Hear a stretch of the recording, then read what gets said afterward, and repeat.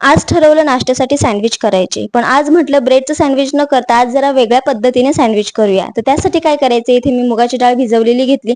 त्यामध्ये हिरवी मिरची, आलं, लसूण, कोथिंबीर, अर्धा चमचा जिरं घालायचं, चवीनुसार मीठ घालायचं आणि किंचितचं थोडंसं पाणी घालून मिक्सरला छान असे याची पेस्ट करून घ्यायची. आज आपण स्टफ सँडविच करतोय, त्यासाठी इथे एक भाजी लागणार आहे आपल्याला. तर त्यासाठी काय करायचंय, मी इथे बटाटा उकडून घेतला होता. कढईमध्ये तेल गरम करून घ्यायचं, अर्धा चमचा मोहरी घालायची, कढीपत्ता घालायचं, हिरवी मिरची मी चिरून घेतली होती ती घालून घ्यायची. छान असं 1-2 मिनिटभर परतून घ्यायचं. त्यानंतर त्याच्यामध्ये थोडीशी हळद घालायची, उकडलेला बटाटा घालायचा, छान असा परतून घ्यायचं, चवीनुसार मीठ घालायचं, बारीक चिरलेली कोथिंबीर घालून हे स्टफिंग रेडी आहे. आता इकडे सँडविच मेकर घ्यायचं, त्याला थोडंसं तेल लावून घ्यायचं. तयार केलेली पेस्ट सगळीकडे आपल्याला छान अशी स्प्रेड करून घ्यायची. मधोमध आपल्याला बटाट्याची भाजी घालून त्याच्यावरून सुद्धा ती पेस्ट घालून घ्यायची आणि छान दोन्ही साईडनी खरपूस होईपर्यंत हे सँडविच भाजून घ्यायचे. तर नक्की ट्राय करा. व्हिडिओ कसा वाटला कमेंटमध्ये नक्की सांगा. व्हिडिओ आवडल्यास लाईक, शेअर, सबस्क्राईब